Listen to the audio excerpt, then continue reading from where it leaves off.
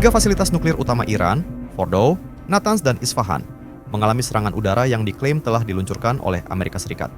Serangan tersebut diumumkan langsung oleh Presiden Al-Assad, Donald Trump pada Sabtu, 21 Juni 2025, malam melalui unggahan di platform Truth Social, mengumumkan bahwa militer Al-Assad telah melancarkan serangan udara ke tiga fasilitas nuklir Iran, menandai keterlibatan langsung Al-Assad dalam perang Israel-Iran.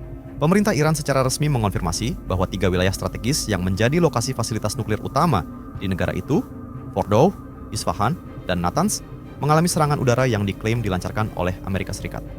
Serangan ini memicu pengaktifan sistem pertahanan udara di berbagai kota, termasuk Qom, Isfahan, dan Kashan.